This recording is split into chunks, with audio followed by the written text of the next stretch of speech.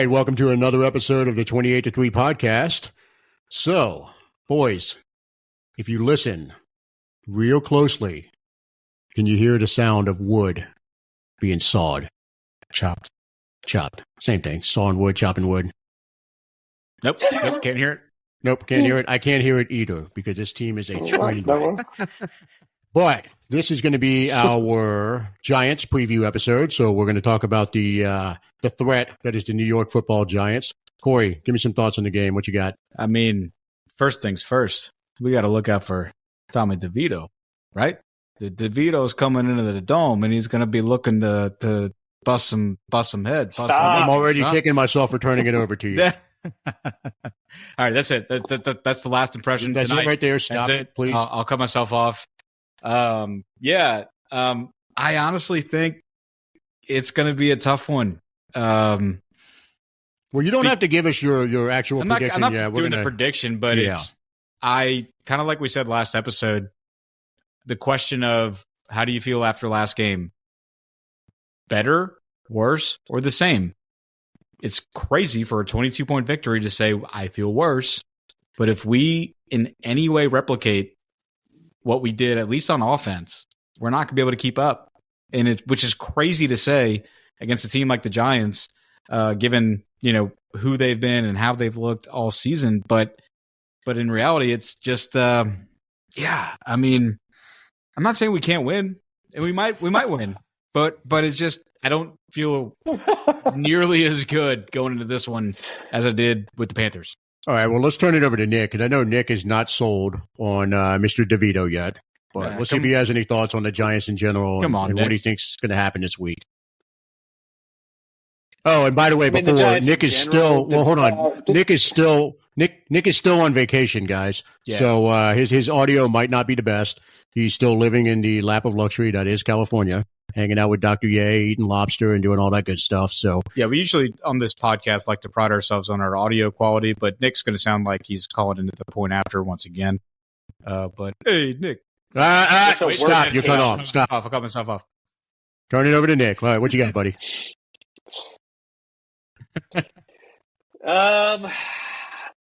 Jesus. I mean, Tommy DeVito, he beat the Commanders, right? Huge win. Big achievement. Then he beat New England and he scored 10. He hung 10 on the Patriots. So no, I'm not sold on him. He lost. I agree. Look, it's 2 wins. So give him all the credit in the world. It's 2 wins. I believe he started the Dallas game where they got blown out of the building. I could be wrong there, but I think wasn't that his first start? Yeah, but Dallas is actually a really good team, though. Agree. That's what I was getting ready to say. Is Dallas? Dallas in the last 6 or 7 weeks. I don't think we've seen a Dallas team play this well in decades. They've gone on a tear. So you take that loss for whatever it is. They lost by 32, but I mean Dallas just beat the hell out of the Eagles. So I'm not going to knock him for that, but he played okay on Monday night. I think he does struggle with our secondary, but again, Saquon Barkley will not struggle with our defensive line. There's no doubt. He could be a bloodbath. He will run it right down our defensive line's throat, and that's, I think, the bigger issue than Tommy DeVito. I think they'll be able to control the clock on us, and I think we're looking at another, slow-paced, boring game that is probably going to go to the fourth quarter again, and a bad team's going to win a game. Do I think we're capable of winning this game? Yeah, absolutely. I don't think the Giants are that good. I think defensively they've been playing pretty damn well over the past month or so. But, it's probably going to be the difference in 2 or 3 plays in this game for who wins this game. It's funny. So go ahead. It's just funny to hear both of you say, I mean, it's not out of the realm of possibility for us to win this game. What the fuck? Like, there's 4 games left in the season. We're playing the goddamn Giants, and the 2 of you who are a little more optimistic about our situation than I am are both saying, like, it's not out of the realm of possibility that we could win this game. Jesus Christ, how bad have we fallen? Well, what have you seen No. I'm not arguing. I was on that weeks ago. So, you know where I stand. Well, that's exactly it. I mean, that's exactly why everyone's so distressed right now as Saints fans. It's like we have no evidence from which to say, yeah, we're going to kill this team. I mean, maybe last week with the Panthers, maybe. But we certainly let them feel pretty damn good about themselves for a little while, for 3 quarters, so I got nothing to say why we should just be like, oh, bad team, we're going to win. Sure. Why not? Well, yeah, you can't say that when we are, in fact, ourselves. Also a bad team. A bad team. And the reality is we are a bad team. We're not as bad as the Panthers. The Panthers, as I talked about last episode, are truly, I don't know what the opposite of the cream of the crop is. Whatever it is, that's what they are. First pick in the draft, but not getting the pick. Yeah, they are truly deserving of the first pick in the draft. And as we've covered before, that is one of the most epically bad draft day trades of all time. Like, it is looking just catastrophic for that franchise. And I couldn't be happier because, again, they're in our division and fuck them. Correct. But I can't imagine being a Panthers fan. And I do have family my mom's from North Carolina. I've got family in North Carolina, and I can't imagine. Actually, I need to call them and fuck with them because it is just, it's brutal right now to think of being a Panthers fan. Yeah. Look, at least, for the season we're having, the idea that could be worse, maybe, is a little bit of solace. Yeah. Well, here's one thing. Let's look at it this way. They have nowhere to go but up. Whereas we are kind of existing in this purgatory state. Yep. Where we're not bad enough to be in the top 5 of the draft, but we're not good enough to run away with a division with the easiest schedule probably in team history and the worst division in probably team history. Well, you said it with purgatory. I was actually going to give our friend Jono a shout out because he tweeted it, I think, even a couple weeks ago using the word purgatory because I had the thought in my head, kind of like last episode where I thought something and then when I said it sounded different. But would that be the trash bag analogy? No idea what you're talking about. Okay. Purgatory is exactly, God, it's such a great reference for where we are. We're just, as fans, praying. Of all teams to pray, the Saints fans are praying that we can get elevated back to that place we once were or hope to be. But we know that we don't know. We don't know when we're going to get called up, if we're going to get called up. But what we have right now, it ain't it. It ain't it. Yeah, and let me say this. Nick always he's always been consistent in saying, he never wants to tank. He never wants to he wants to win every game. He wants to make it to the playoffs because you always have a chance to do something in the playoffs. And then there's also, he references the unknown. And I'm going to give a counterpoint to that and say, there is the known that we have right now in that we know DA is not taking this team to a Super Bowl. Nope. Like, the ceiling for DA is to squeak into the playoffs in a trash division, which this year would be the prime example. That is his ceiling, and that is the known. Maybe we don't talk about trash. Yeah, maybe not. But my argument to that is, like, I'll take the unknown at this point. I'll embrace it because I know what DA is, and I know what this team is with him as the head coach and what they're going to be with him as the head coach. It's like shit. It's shit. It's not going to get any better. It's just not. Like, I'd rather roll the dice at this point and give me the unknown, man. Like, give me a first round pick quarterback that he might suck. He might be the next Zach Wilson, or he might be the next Joe Burrow. I don't know, but I want to have the excitement of following somebody. It's like shit, and it's like what Nick said Tua did back on Monday on One's Head off air, right? Yes, but let's turn it over to Nick, man. If you want to. If you want to expand on your thoughts of the whole, like, not tanking and just kind of, you got to take the wins when you can. But I guess, what are your thoughts on what I just said about the known with DA versus the unknown? I think it's fair to say he's now leading us to a Super Bowl. I agree. I can't discount that at all. But tanking doesn't work, period. It's never worked.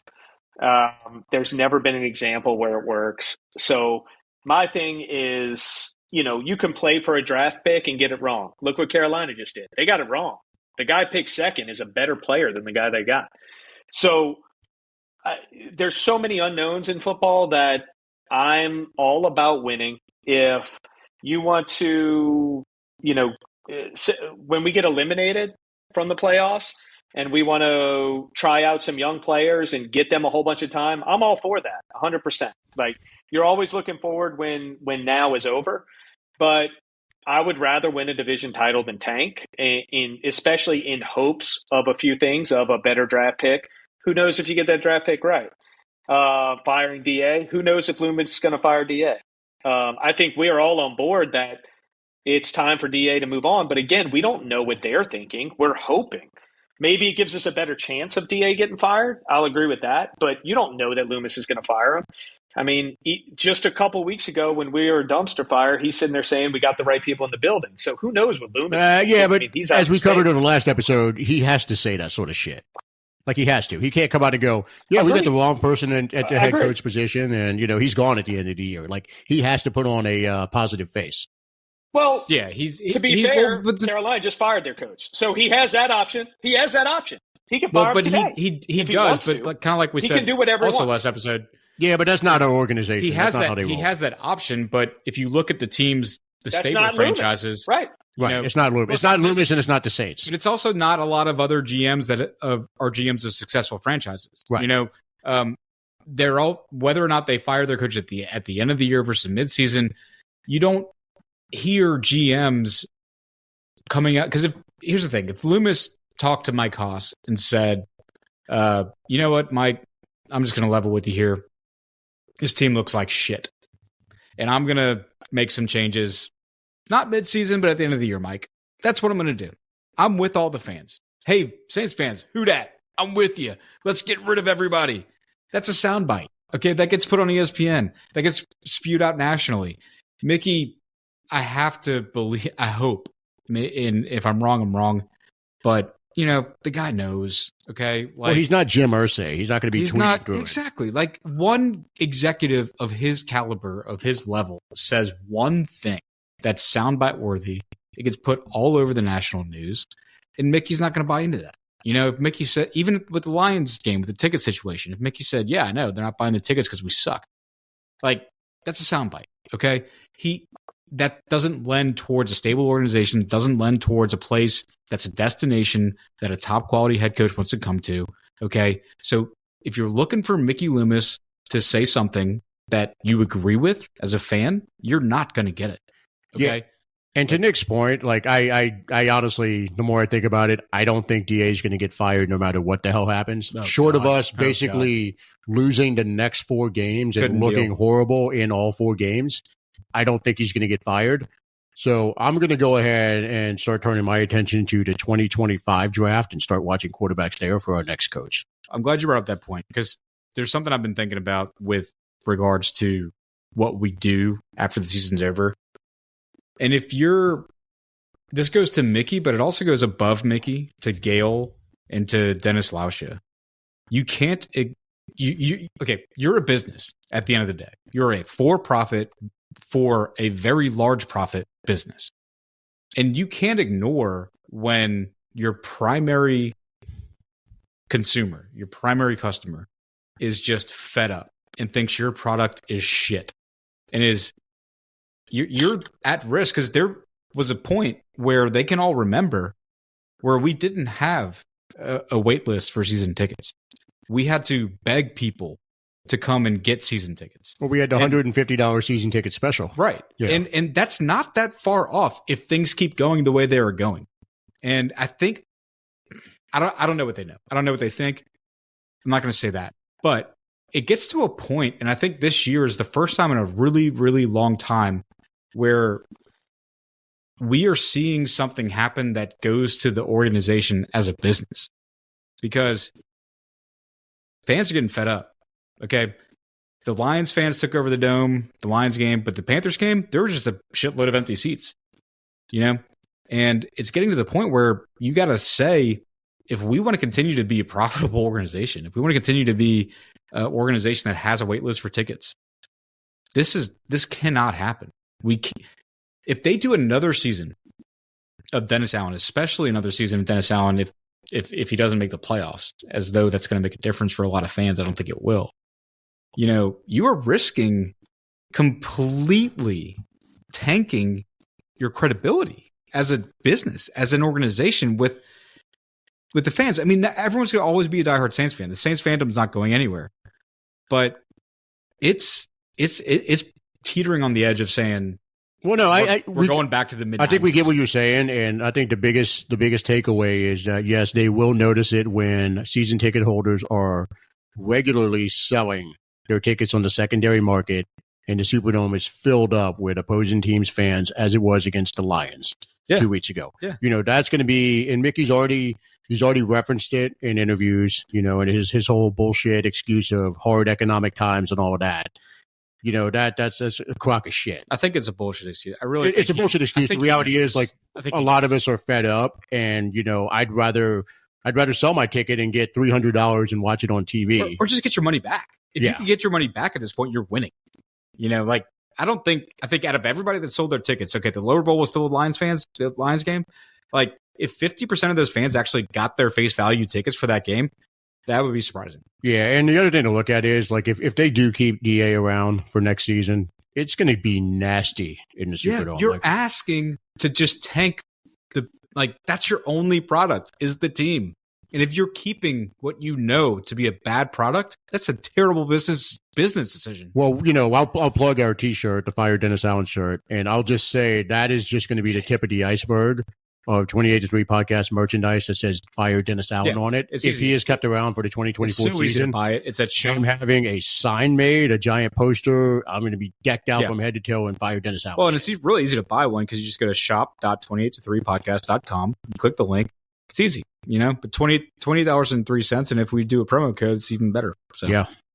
But I think we've got a little segue to that one, but let's go ahead into Nick. What thoughts do you have on the game? Give us some, I guess, what you think is going to happen. I guess we can go ahead and dive into the predictions if we want to. Nick, you want to kick us off? What you got?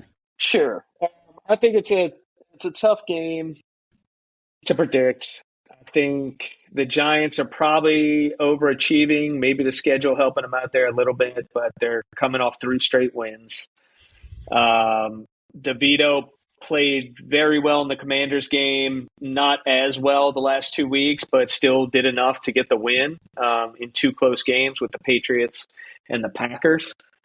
I'm gonna say we make a play that at home. I'll play because I think this is going to come down to Nick is so optimistic on this one. or 2 play. A.T. Perry in the fourth quarter.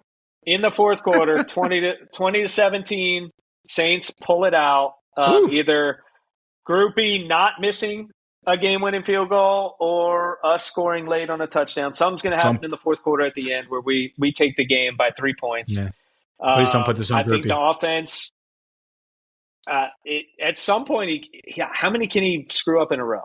I'm going with as many as possible. I mean, there's no limit. The possibilities are endless. Yeah, I don't think there's a limit to how many he can miss at this point.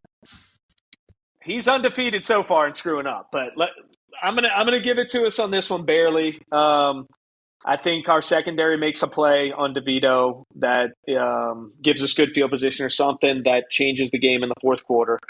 I'm gonna say a close win though. I think this is a very tight game. 2 average teams going at it. 2017 Saints. Wait, average? I think below. He forgot below. They're both average teams. If you're below average. Come on, Nick. Come on. I guess it depends what average is, but I think you need to watch more NFL. The NFL. I'd rather not. It's been an awful product this year. Okay, so who's your offensive MVP year for the NFL? Really? Who are you predicting to be the Saints' offensive MVP? I'm going to say it's Taysom. Taysom returns and gets the MVP, scoring a touchdown in his return from being out last week. Defensively, I'm going to say just 1. Yeah, come on. We're not going to score more than 2. I'm not going to say – what's he going to do? Actually, here's a challenge. MVP week in and week out for the Saints. Here's a challenge for Taysom. How is he going to score it? Rushing, receiving, or passing? Rushing. Or maybe a return since Shaheed's probably still out. Rushing? You're saying rushing? Yeah, I'm saying rushing. If he doesn't return, that would be amazing. But I'll say defense. We forced 2 turnovers. I'm going to say that Adebo gets a pick. He's been on a little bit of a drought after his, incredible start to the year. I'm going to say he gets one on Devito. and takes the MVP Debo on with, say, 6 Devito. tackles. Yeah, Okay. a Debo DeVito. What you got? INT. Corey, Okay. you go next. All right. Saints win. The score will be 17-14. Okay. Offensive MVP? Low scoring affair. The offensive MVP for the Saints will be Alvin Kamara. He's going to have both touchdowns. And our defensive MVP will be, let's see, DeMario and Howden had great games last time. So I don't know if I can go with them. Can't expect any consistency now, can we? No. They'll never do 2 in a row. No. They just, That's I mean, funny. this team is consistently inconsistent, so hence the theme. By that argument, we're consistent, though. God damn, Nick taking I'm going to go with the same as Nick. I'm going to go with Adebo because Devito is going to throw, like Bryce did, and Adebo's going to have. I don't know if he's going to have an INT, but he's definitely going to have, at least three PBUs. Okay. So that's what I'm going with. All right, cool. I'll go ahead and finish it off with a Giants win, 20-17. I'm going to say Kamara, offensive MVP. I do agree with Corey in that Kamara has 2 touchdowns. Defensive MVP, I'm going to give to DeMario, the one person capable of having 2 back-to-back MVP performances. You're not wrong there. I will say Groupie is going to make a 52-yard field goal, but with time expiring, Jesus, he's going to miss a 29-yard field goal, which would tie it up there's no way. and send it to overtime. Groupie shanks it. There's a way. He shanks it. After kicking a 53-yard field goal, we feel like he's back. You know what I mean? It's not going to happen. What do you mean he's back? Where's he back from? That's true. Good point. So we'll go ahead and say, so just to reiterate, Giants 20, Saints 17, Kamara offensive MVP with 2 touchdowns, DeMario defensive MVP. I'm going to say he has a sack. He gets a sack and a forced fumble. So we have the same score, just inverse. Inverted, yes. All right. Sack fumble for DeMario. Yes. So, as I said a couple weeks ago, I'm sticking with my guns. I don't believe in this team as long as Dennis Allen is the head coach. And I will go ahead, spoiler alert, if Dennis Allen is the head coach going into the 2024 season, I will predict the Saints to go 0-17. That's a lot. I mean, we may as well just trash the segment if you're going to do that. No, it's going to be funny because I'm going to make it very, very amusing as we go. The scenarios are going to get more and more outlandish as we go. You're going to turn into like a novelist. We're going to be like Max Faulkner at the end of it. That's fine. Yeah. That's fine. I mean, look, these scenarios are painful. Like the groupie missing a 29-yard field goal. It's just painful. You're going to feel that one in your gut when it listening happens. to this. Like, ooh. It's depressing. But, all right, so predictions are done. Any other closing thoughts from either of you? No. I mean, it's going to be miserable. Yeah, that's pretty much. Yeah. I don't know if it wasn't the last time the Giants came to the Dome, but remember the Eli Manning versus the Breeze? Yeah, man, whatever just like you said, whatever the opposite of the cream of the crop could be. Yeah, it's going to be the opposite of that. Okay, like that begs the question: what is the opposite of cream of the crop? We could look this up for the next episode. I'm done with analogies for the next few episodes. Don't let you don't Corey want to be honest. This. Yeah, you don't want to talk to us about trash bags. I think did pretty good. I mean, Glad versus favorite. You mean like Glad versus Hefty? Yeah. Which one do you like more? It depends on Force Flex or Kitchen. You know, do you find the white ones or the black ones to be stronger? I mean, I think they're equal. There you go. Yeah. Well said. Yeah. And with that, we'll go ahead and wrap up this episode. We'll catch you again for the review of the Giants game next week. So, here we go. Who dat? Yeah, who dat? What a comeback!